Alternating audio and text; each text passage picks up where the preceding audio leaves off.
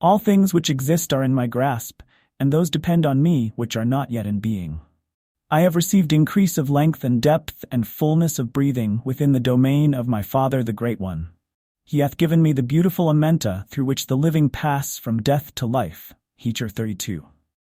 Thus the Osiris appears, speaks, and acts in the characters of a drama previously extant in the mythology.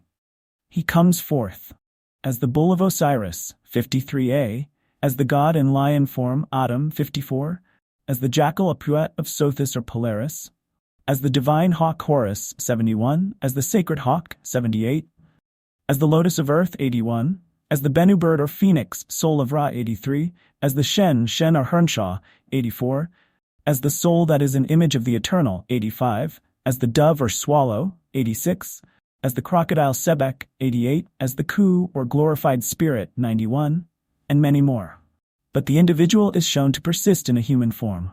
He comes forth by day and is living after death in the figure, but not as the mummy that he wore on earth. He is portrayed staff in hand, prepared for his journey through the underworld. Neville, Tot, Cap 2, Vignette. Also the Ka image of man the immortal is portrayed in the likeness of man the mortal. The human figure is never lost to view through all the phantasmagoria of transformation. Neville, Tot, Vignettes to Cap 2 and 186. From beginning to end of the ritual we see it as a being once human, man or woman, who is the traveler through the nether world up the mount of rebirth in heaven, at the summit of the stellar paradise, where the effigy of the earthly personality was ultimately merged in the divine image of the Ka, and the mortal puts on immortality in the likeness of the dear old humanity, changed and glorified. This shows the ghost was founded on a human basis, and that it continued the human likeness in proof of its human origin. Resurrection in the ritual is the coming forth today, Peri Emhru, whether from the life on earth or to the life attainable in the heaven of eternity. The first resurrection is, as it were, an ascension from the tomb in the nether earth by means of the secret doorway. But this coming forth is in, not from, Amenta, after burial in the upper earth. The deceased had passed through the sepulchre, emerging in the lower earth. He issues from the valley of darkness and the shadow of death.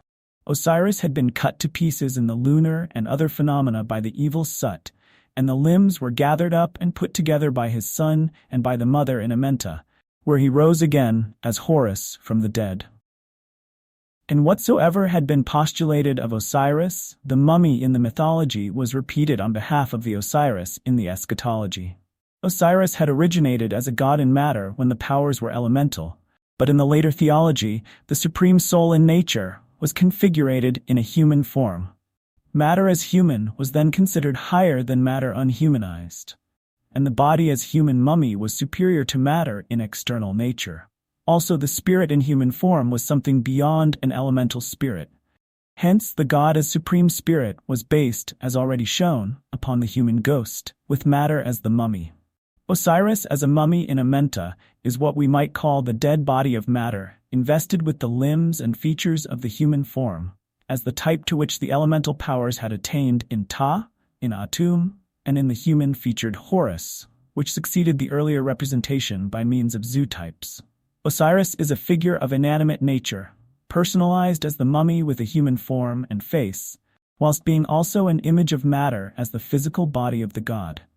The process applied to the human body first in death was afterwards applied to the god in matter, in the elements, or in the inert condition at the time of the winter solstice, awaiting corpse-like for his transformation or transubstantiation into the young and glorious body of the sun, or spirit of vegetation in the spring.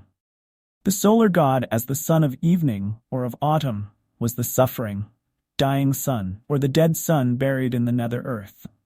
To show this, it was made a mummy of, bound up in the linen vesture without a seam, and thus imaged in a likeness of the dead who bore the mummy form on earth, the unknown being represented by the known. The sun god, when descending to Amenta, may be said to mummify or harass his own body in becoming earthed or, as it were, fleshed in the earth of Ta. Hence the mummy, type of Ta, of Atum, and Osiris, each of whom, at different stages, was the solar god in mummied form when buried in Amenta.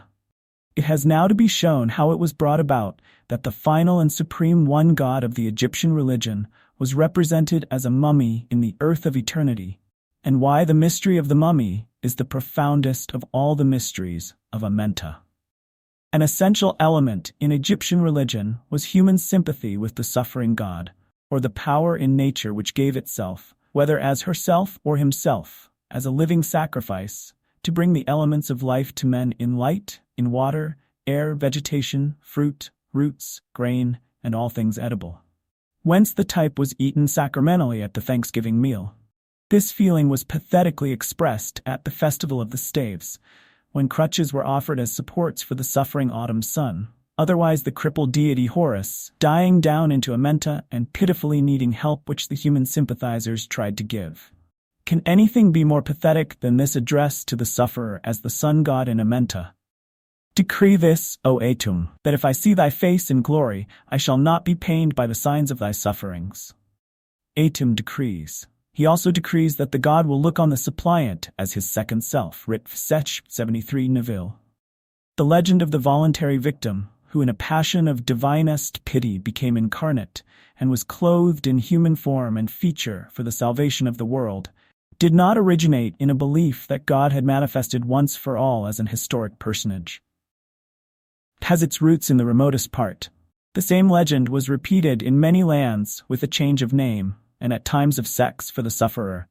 But none of the initiated in the esoteric wisdom ever looked upon the Karaite Yusa, or Gnostic Horus, Jesus, Tammuz, Krishna, Buddha, Witoba, or any other of the many saviors as historic in personality, for the simple reason that they had been more truly taught. Mythology was earlier than eschatology, and the human victim was preceded by the zootype. The phenomena first rendered mythically were not manifested in the human sphere. The natural genesis was in another category altogether. The earliest Horus was not incorporated in a human form. He represented that soul of life which came by water to a dried-up, withering world upon the verge of perishing with hunger and with thirst. Here the fish, or the first fruit of the earth, was the sign of his incorporation in matter. Hence the typical shoot, the green ear, or the branch that were imaged in child Horus. The savior who came by water was Ichthys, the fish. The savior who came in fruit as product of the tree was the Natsir. The savior who came by spirit was the soul of the sun.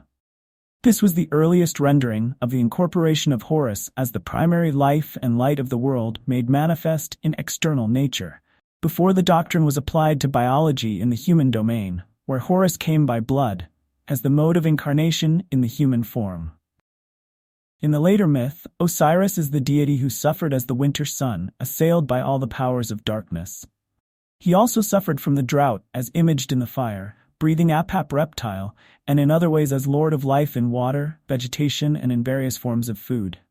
This suffering deity or provider was the god in matter. Ra is the god in spirit, Osiris in matter. Not only in the matter of earth but also in the human form, the form assumed by Horus as the child of earth, or Seb. Osiris, the great sufferer in the dead of winter, was not simply the sun, nor was Osiris dead, however inert in matter, lying dumb in darkness, with non-beating heart. He was the buried life of earth, and hence the god in matter imaged in the likeness of a mummy waiting for the resurrection in Amenta. Such was the physical basis in the mythos of the mystery that is spiritual in the eschatology. Mummy, making in Egypt, was far older than the Osirian cult. It was at least as old as Anup, the divine embalmer of the dead. Preserving the human mummy, perfectly intact, was a mode of holding on to the individual form and features as a means of preserving the earthly likeness for identifying the personality hereafter in spirit.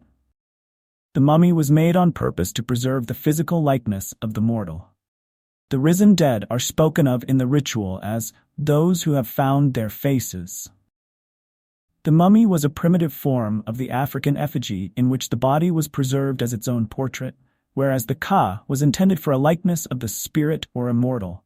The likeness in which the just spirit made perfect was to see Osiris in his glory. Both the mummy and the ka were represented in the Egyptian tomb, each with a chamber itself. From the beginning, there had been a visible endeavor to preserve some likeness or